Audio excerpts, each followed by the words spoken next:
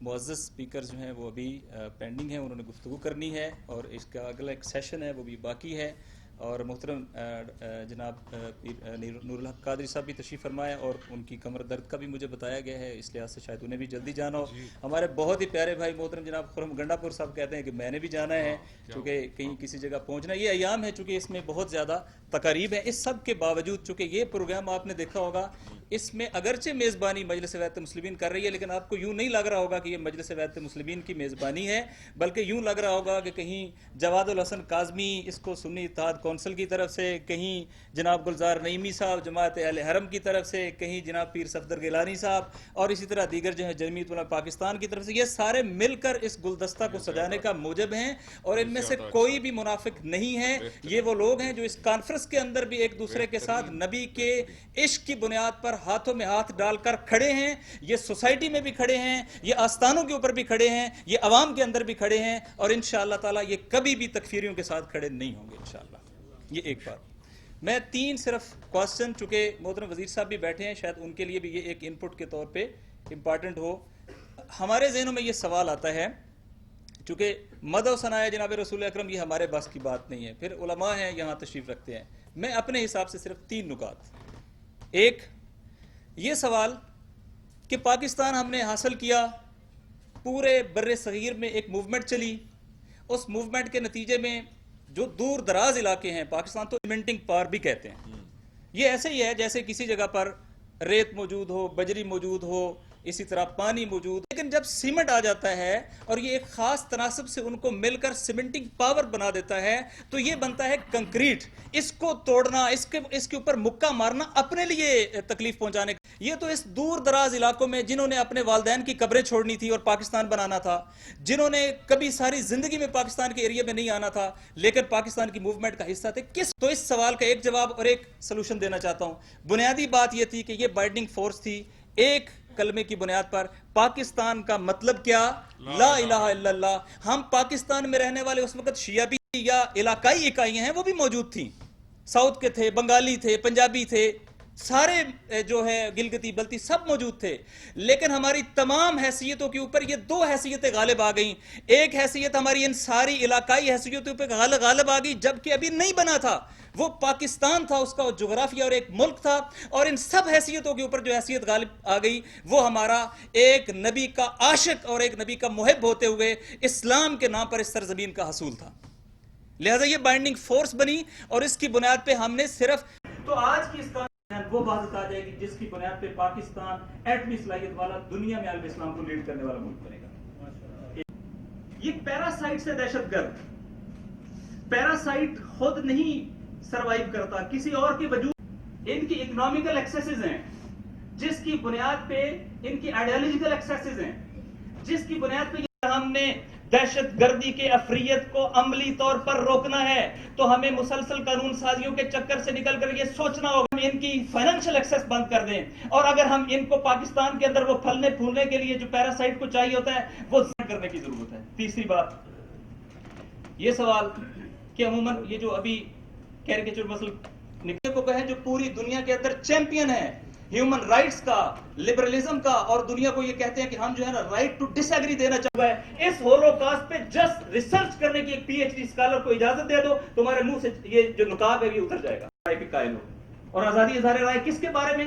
یہ سلوگن کس کے بارے میں؟ نبی اکرم کے بارے میں تم استعمال کرتے ہو. یہ ایسے ہی ہے مثلا وہ سحر زدہ ہو جائے گا تاکہ اصل ہدف کیا تھا پیغمبر سے دور کیا جائے، پیغمبر کے اس پیغام سے دور کیا کہ عشق میں گرفتار ہو جائے گا. اور جو اسلام کے عشق میں گرفتار ہو جائے گا وہ نبی کی محفل سے کلمہ اپنے بدترین تہذیبی خلفشار سے دوچار ہے اور انہیں اپنا فیوچر اس لحاظ سے مخدوش نظر آ. مختلف جیسے موک ایکسرسائز ہوتی ہیں، یہ طالبانائزیشن، یہ دہشت گردی، یہ اسی طریقے سے القاعدہ، اسی طریقے سے انہوں نے کرتے ہیں جس میں جنگ کرنے میں کامیاب ہو جائیں. بخدا عالم کفر کے مقابلے میں اسلام اس جگہ کھڑا ہو جائے گا جیسے سورج سورج جو ہے، اس لیے تاکہ اس اندر اداروں کے اندر ہمیں ایسی چیزیں رائج کرنی ہوگی جس کے نتیجے میں ہم اس کا اسٹریٹجک تدارک کر سکیں اور آج کریں گے اور پاکستان کی اس تقسیم سے اپنے لیے فائدہ اٹھائیں گے. آپ نے یہاں بیٹھ کر یہ میسج دیا کہ نبی کے عشق میں ہم سارے جائیں گے، ہم ایک دوسرے کے لیے یہ توجہ توجیہ کرتے ہیں کہ ہمارے اہل سنت بھائی اگر بعض ہستیوں سے محبت کرتے ہیں تو اس کی بنیاد وہ ہستیاں نہیں ہیں، اگر ہے محمد مصطفیٰ صلی اللہ علیہ وآلہ وسلم کی ذات، لہذا اگر ہم عشق مصطفیٰ پر اکٹھے ہو جائیں گے ہم ایک دوسرے کو رائٹ ٹو ڈس سابق مرکزی صدر مجدد طلبہ معاذ برادر سید ناصر شیرازی ہم سے مخاطب تھے. میں اپنے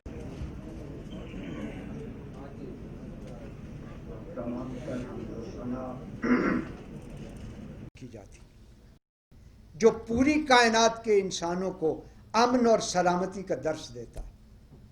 میری دوسری گزارش یہ ہے کہ بین الاقوامی سامراجیت اور بین الاقوامی سرمایہداریت نے ایک انتہائی دلکش اور دل فریب مذموم ہتھ کنڈا ایجاد کیا ہے، اور وہ ہتھ کنڈا یہ ہے کہ خیر کے مقابلے میں شر نہیں، خیر کے مقابلے میں خیر لایا جائے. نماز کے مقابلے میں عزاداری کی بات کی جائے، ازواج مطہرات کے مقابلے میں اہل بیت کی بات کی جائے، اہل بیت کے مقابلے میں صحابہ کرام کی بات کی جائے، اور خیر بمقابلہ خیر کے ذریعے امت مسلمہ کو کنفیوژن کا شکار کیا جائے. ہمیں اس سازش کو بھی سمجھنا ہوگا. جب تک ہم اس سازش کو نہیں سمجھیں گے تب تک ہم ضمنیات میں الجھے رہیں گے اور مبادیات سے تغافل برتتے رہیں گے. اسلام کا پہلا پیغام کائناتی امن و سلامتی ہے.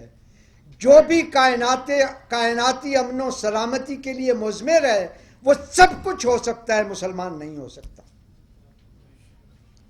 یہ صرف انسانی سلامتی کی بات نہیں ہے، یہ صرف انسانی فلاح کی بات نہیں ہے، بلکہ یہ خالق کے کائنات کا پیغام ہے، اور یہ کائناتی فلاح کا پیغام ہے، یہ کائناتی سلامتی کا پیغام ہے.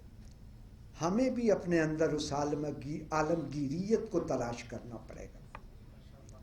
سوال یہ نہیں کہ پیروی صحابہ کرام کی جائے یا ازواج مطہرات کی جائے یا اہل بیت اطہار کی جائے. سوال یہ ہے کہ اس پیروی کا ہدف کیا ہے؟ کیا اس ہدف کے ساتھ ہمارا کوئی تعلق باقی ہے؟ فکری تعلق، عملی تعلق؟ اور وہ ہدف کیا ہے؟ تقرب الہی. اور تقرب الہی ہدف کا اس دنیا میں اثر کیا ہے کہ ہم اپنے اندر انہی صفات اور اوصاف کو پیدا کرنے کی کوشش کریں جو خدا نے خود کے ساتھ منسوب کی ہیں. جب تک ہم ان اوصاف اور ان صفات کو پیدا کرنے کی کوشش اختیار نہیں کریں گے، میرا نہیں خیال کہ ہماری کوئی بھی کوشش دنیاوی یا اخروی فلاح کی کامیاب ہو سکے. انہی خیالات کے ساتھ اجازت چاہتا ہوں. خدا حافظ. اب ہماری پہلی معزز مہمان وہ آپ سے خطاب فرمائیں گے. یا صاحب الجمال و یا سید البشر من وجهك المنیر لقد نور القمر لا يمكن الثناء كما كان حقه بعد از خدا بزرگ تو بھی قصہ مختصر. پیر محمد نور الحق قادری. مرحبا. آپ ادھر بیٹھ جائیں.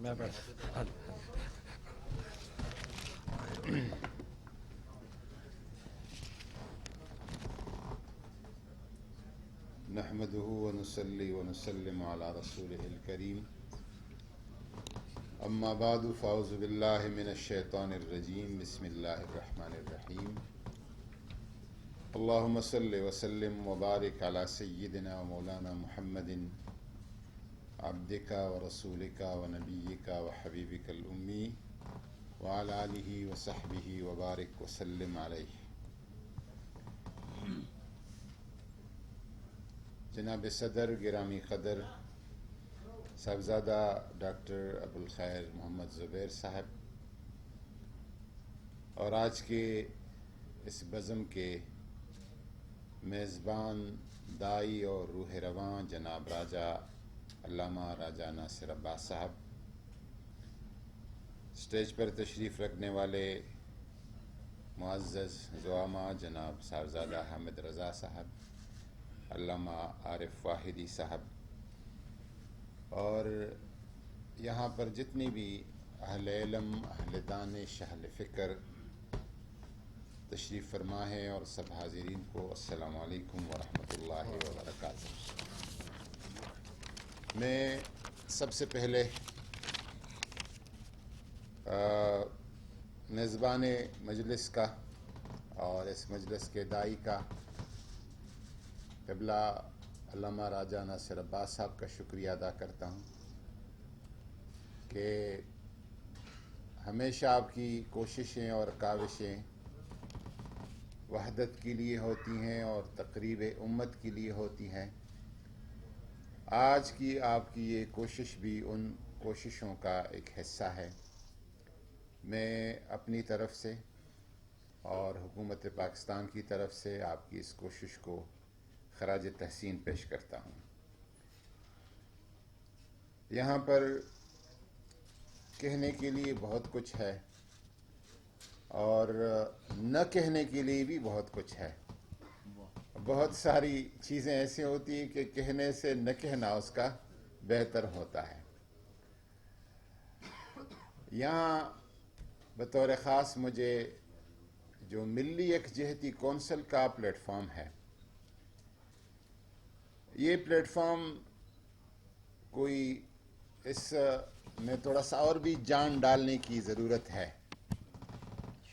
اور میرا جو تجربہ ہے یا میں نے جو کچھ دیکھا ہے اور محسوس کیا ہے، ہمارے ملی جو تحریک اٹھے ہیں اور جنہوں نے انتہائی ایک مثبت اور مؤثر کردار اپنے وقت اور حالات اور ضروریات کے مطابق ادا کر دیا ہے، ان تحریکوں میں سے ملی یکجہتی کونسل کی ایک تحریک ہے۔ اور 90 کے دہائی میں جب اس ملک میں، اس دھرتی میں، پاکستان میں کافر کافر اور مارو مارو کے یہ نعرے گونج رہے تھے، اس ماحول میں سب سے زیادہ اہم اور مؤثر کردار ادا کیا ملی یکجہتی کونسل نے۔ وہ قیادت علامہ شاہ احمد نورانی صاحب، قاضی حسین احمد صاحب اور مولانا سمیع الحق صاحب جو مرحوم ہو چکے ہیں، ساجد نقوی صاحب اور پروفیسر ساجد میر صاحب ابھی حیات ہیں، لیکن ان کے ورثاء، ان کے فکر، علم اور مسند کے جو جانشین ہے، ان کی ذمہ داری ہے کہ اس مشن کو اور اس پروگرام کو اور اس نصب العین کو آگے بڑھائے۔ اور میں یہ سمجھتا ہوں کہ اس وقت شاید اس وقت سے زیادہ ضرورت ہے۔ یہ 30 سال گزرنے کے بعد اس کی ضرورت اس وقت سے زیادہ شدت کے ساتھ ہے، اور ہم دیکھ رہے ہیں کہ جو سنی شیعہ افتراق اور اختلاف کے نام پر، آپ سنی ہے میں شیعہ ہوں، میں شیعہ ہوں آپ سنی ہے، اور صوفی سلفی کے اختلاف پہ جو کچھ ہوا عراق کے ساتھ، جو کچھ ہوا یمن کے ساتھ، جو کچھ ہوا شام کے ساتھ، جو کچھ ہو رہا ہے لیبیا کے ساتھ، اور جو کچھ ہونے والا ہے باقی اسلامی دنیا کے ساتھ، اس کے لیے پیش بندی کی ضرورت ہے۔ اور یہ ہمیں کبھی ذہن سے نہیں نکالنا چاہیے کہ اگلا ہدف خدا نخواستہ پاکستان ہے۔ اور پاکستان میں ہر جگہ یہ کہتا ہوں کہ نہ تو سنی نے شیعہ بننا ہے اور نہ کسی شیعہ نے سنی بننا ہے۔ اور میں یہ بھی کہوں گا کہ اختلاف نہیں ہے، اختلاف ہے، اختلاف کی وجوہات ہیں اور اختلاف کے ایک پس منظر ہے اور اس کے دلائل ہیں اور حجج ہیں، اور اس میں جانے کی ضرورت نہیں ہے۔ لیکن کچھ بہت سارے متفقات بھی ہیں، بہت ساری چیزیں ایسی ہیں جو مابہل اتفاق ہے، ہم ان پہ اکٹھے ہو سکتے ہیں، ہم ان پہ ہاتھ میں ہاتھ ملا کر آگے سفر کر سکتے ہیں، بڑے بڑے اختلافات کو چھوٹے کر سکتے ہیں اور چھوٹے چھوٹے اختلافات کو ہم ختم کر سکتے ہیں۔ اس کے لیے ایک عزم اور عمل کی ضرورت ہے، جو کہ آج اس کی ضرورت پہلے سے بہت زیادہ ہے۔ اور کس طرح کی کوششیں کی جا رہی ہے، میں کچھ عرصہ پہلے، اور میں بار بار ہر جگہ دہراتا ہوں، اور یہ آنکھوں کے کھولنے کے لیے اور ذہنوں کو متوجہ کرنے کے لیے ضروری ہے۔ میں عرب دنیا کے میڈیا کو فالو کرتا رہتا ہوں فارغ اوقات میں، تو کچھ عرصہ پہلے میں نے غالباً کوئی لبنانی مجلہ تھا، اس کا ایک آرٹیکل میں پڑھ رہا تھا عربی میں، اور اس میں بتایا گیا تھا کہ موساد کے ایک آفس میں ایک نوجوان خاتون ہے اسرائیلی، اور وہ جب اپنا آفس بند کرتی ہے تل ابیب میں اور اپنے گھر چلی جاتی ہے تو وہ اپنی کمپیوٹر یا لیپ ٹاپ پہ بیٹھ جاتی ہے۔ وہ بلاگر ہے، وہ سوشل میڈیا ایکٹیوسٹ ہے، اور ہر سوشل میڈیا کے اس کے پیجز ہیں، اور سارے پیجز وہ عائشہ کے نام سے چلاتی رہتی ہے۔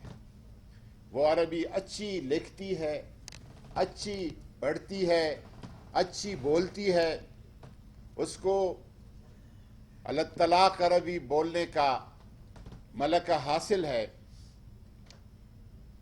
وہ جب بیٹھتی ہیں وہاں پہ 10 منٹ اس کو لگ جاتے ہیں ایک شیعہ کے خلاف، چونکہ اس کا نام عائشہ ہے، شیعہ کے خلاف ایک پوسٹ بنانے کا، کہ شیعہ کا یہ سوچ ہے، یہ پروگرام ہے، یہ فکر ہے، اور فصیح عربی میں وہ لکھ جاتی ہے۔ 10 منٹ اسے لکھنے میں، بنانے میں، وہ بلاگ بنانے میں لگتے ہیں، اور پھر اگلے 10 منٹ میں وہ 5 ملین سے زیادہ لوگ پڑھتے ہیں۔ وہ جارڈن بھی پہنچتا ہے، وہ دماسکس بھی پہنچتا ہے، وہ بیروت بھی پہنچتا ہے، قاہرہ بھی پہنچتا ہے، اور وہ آگے جو ہے ثواب اور کار خیر سمجھ کر آگے لوگ پھیلاتے رہتے ہیں۔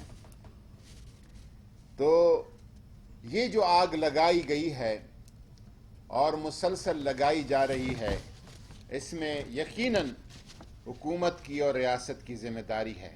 میں حکومت کو یا ریاست کو اس سے بری الذمہ قرار نہیں دے سکتا، لیکن سب سے اہم اور بڑی ذمہ داری وارثان نبوت کی اور وارثان منبر و محراب کی ہے، کہ یہ وہاں سے صرف ایئر کنڈیشن ہال میں نہیں، صرف کانفرنس روم میں نہیں، ہم منبر پہ، محراب پہ اخوت کا، محبت کا، مودت کا، بھائی چارے کا ایک پیغام ہم دے جائیں، اور کافر کے مقابلے میں بائی بائی کا ایک نیا بیانیہ ہم دے سکیں اور مؤثر طریقے سے دے سکیں۔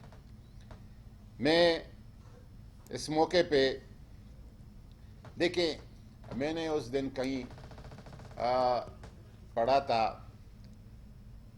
کسی بزرگ کے بارے میں کہ اس نے فرمایا، غالباً فیصل آباد میں ہوتے تھے صوفی برکت علی صاحب، ان کے بارے میں کسی نے لکھا تھا کہ اس نے فرمایا، کسی نے پوچھا کہ آپ سنی کہ شیعہ ہے، تو اس نے کہا کہ واقعہ کربلا کے بعد 2 فرقے رہ گئے، ایک حسینی ہے اور ایک یزیدی ہے، ہم حسینی ہے، یزیدیوں میں سے نہیں ہیں۔ اس حسینی کردار کی احیاء کی ضرورت ہے، اس پہ کام کرنے کی ضرورت ہے، اور اس فکر اور سوچ کو اپنے نوجوانوں کو منتقل کرنے کی ضرورت ہے۔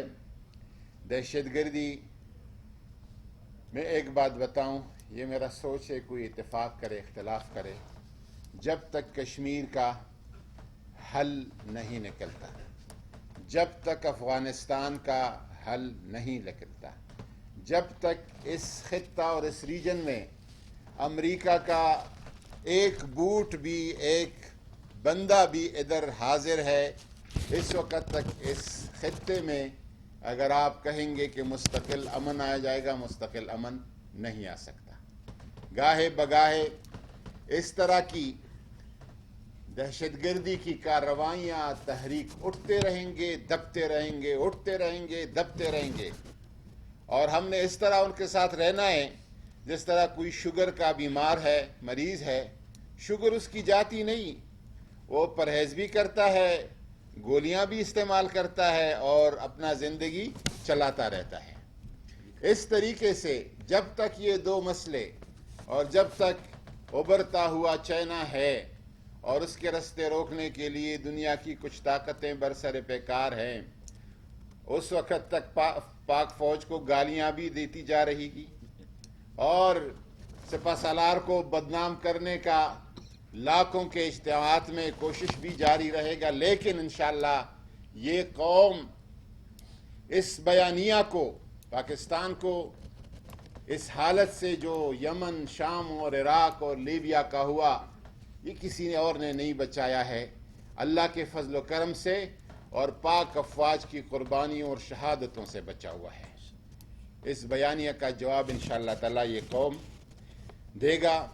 پاکستان نے گزشتہ ایک سال میں کشمیر کے حوالے سے جو مؤثر سفارتکاری کی ہے اور جس طریقے سے ہم نہیں تھے اس ملک کو فیٹک کے عذاب میں ڈالنے والے، کوئی اور تھے، ہم انشاءاللہ تعالی اگلے 1-2 مہینے میں اس سے بچا کے رکھیں گے انشاءاللہ تعالی.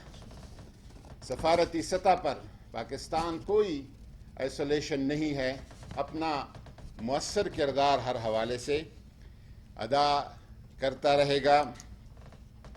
اسلاموفوبیا کے حوالے سے ایک آواز جو بار بار گونجتی ہے OIC کے پلیٹ فارم پر، UN کے پلیٹ فارم پر، یہاں پہ تو اور بھی حکمران گزرے ہیں، یہاں پہ تو 3-3 4-4 مرتبہ گزرے ہیں، کسی نے کسی انٹرنیشنل فورم پہ اگر بات کی ہو اسلاموفوبیا کے بارے، مجھے بتائے کہ کسی نے بات کی ہو. ایک ہی آواز ہے، عمران خان جو آواز اٹھا رہا ہے. ابھی فرانس نے، اور یہ اس طرح سے سنجیدہ، اس کی طرف سنجیدگی کی ضرورت ہے کہ گزشتہ ناروے، سویڈن، ڈنمارک وغیرہ نے کیا تھا تو وہ کچھ افراد کی کوشش تھی، کچھ تنظیمات کی تھی، لیکن اس کے بارے، اس کے دفاع میں تو فرانس کا صدر بولنے لگا ہے اور مورد الزام اسلام کو ٹھہرایا ہے. اس پہ اگر دنیا سے آواز اٹھے ہیں، 3 آواز اٹھے ہیں، ترکی اٹھا ہے، انقرہ، اسلام آباد اور تہران، یہ 3 آواز اٹھے ہیں. کوئی آواز کہیں سے، 57 اسلامی ممالک ہیں، کہیں سے کوئی آواز نہیں اٹھا ہے. اس آوازوں میں قوت لانے کی اور تعداد میں اضافہ کی ضرورت ہے اور ایک مسلسل لابنگ کی ضرورت ہے، اور اس کا انشاءاللہ تبارک و تعالی حکومت کے جو پرائم منسٹر صاحب کے جو سٹیپس ہیں آگے کے، جس میں خطوط لکھے گئے ہیں اور تقریباً 10-15 ممالک کے سربراہان حکومت اور سربراہان مملکت سے وہ ٹیلی فون پہ بات کریں گے. شیخ الازہر نے کہا تھا کہ میں انٹرنیشنل فورم پہ اس کو چیلنج کروں گا پاکستانی اسلامی ممالک کے وکلاء کے ذریعے سے. پرائم منسٹر نے مجھے کہا کہ آپ شیخ الازہر کو بتائیں کہ جس طرح کی بھی اس میں معاونت، مدد اور تعاون کی پاکستان کو ضرورت ہو وہ آپ کو حاضر رہے گا. انٹرنیشنل کنونشن کی طرف جا رہے ہیں پاکستان انشاءاللہ تعالی. جو آئندہ وزرائے خارجہ کا کانفرنس ہو رہا ہے، پاکستان اس کو ایجنڈے پہ لائے گا، اس کے ایجنڈے پہ، اور OIC کے لیول پر اگر کچھ ممکن ہوا OIC کا ہمیں پتہ ہے کہ کتنا مؤثر ہے، لیکن اگر کچھ ممکن ہوا اس پلیٹ فارم کو بھی اس حوالے سے استعمال کیا جائے گا. میں ایک دفعہ پھر یہ گزارش کروں گا کہ اس وقت ضرورت اس بات کی ہے کہ اس طرح کے حوار، مکالمہ، ایک دوسرے کے ساتھ اٹھنا، ملنا، بیٹھنا، اور میں سمجھتا ہوں کہ اور کچھ بھی نہ ہو، اتنے مشاہیر اور مخدوم اور جن کی لوگ فالوئنگ کرتے ہیں، لوگوں کے مقتدا ہیں، یہ ایک سٹیج پہ اکٹھے ہوں، مل بیٹھے ہوں، تو یہ بھی ایک بہت بڑا مؤثر اور مثبت پیغام ہو سکتا ہے آپ سب احباب کا۔ میں نے اگر لمبا کیا ہے یا سما خراشی کی ہے تو اس کے لیے معافی کا خواستگار ہوں، اور آپ کا بہت شکریہ۔ میں آخر میں ملتمس ہوں مجلس المسلمین پاکستان کے سربراہ حضرت علامہ علامہ راجہ ناصر عباس جعفری صاحب سے کہ وہ پیر نور الحق قادری صاحب جو نعرہ تکبیر، نعرہ رسالت، نعرہ حیدری، لبیک یا حسین،